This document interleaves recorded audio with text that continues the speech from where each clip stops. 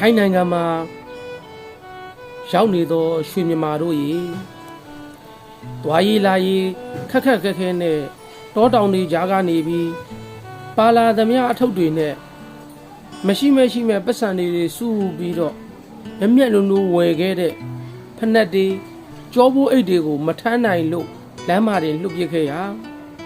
ရဲမိမာကလည်းကြောက်တောင်ပေါ်ကနေပြီးတော့ပြုတ်ကြမှာလဲကြောက်ထောင်ကြမှာလဲကြောက်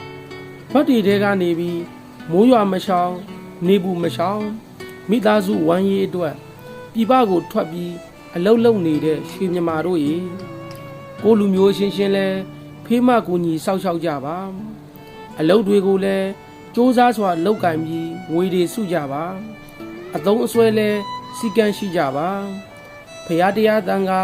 မိဘဆရာဆိုတဲ့နန္ဒောနန္ဒ၅ပါးကိုလည်းနေ့စဉ်ရှင့်ခိုးဖို့မမေ့ပါနဲ့ပြင်းစိတ်တွေမြန်ဖြစ်ပေါ်လာခဲ့ရင်နောက်ရင်းမှာထိုင်းသွားဖို့အိမ်နေရှန်တွေပေါင်ပေးလိုက်တဲ့အမေတွေဇနီးမယားတွေ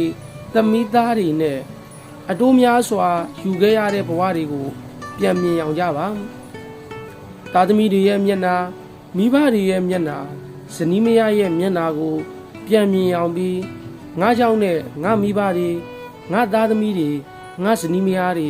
ဦးမဲ့အိမ်မဲ့မဖြစ်စေရတင့်တောင်းတင့်တယ်ထားမယ်ဆိုတဲ့ခံယူချက်အပြည့်နဲ့အလုပ်လုပ်ကြစမ်းပါဒီအချိန်ဟာမိတ်ဆွေတို့လိမ်မာဖို့အကောင်းဆုံးအချိန်ဖြစ်ပြီပတ်စံအများကြီးရှာရလို့ငါရှာတဲ့ပတ်စံငါသုံးမယ်ဘာဖြစ်လဲဆိုတဲ့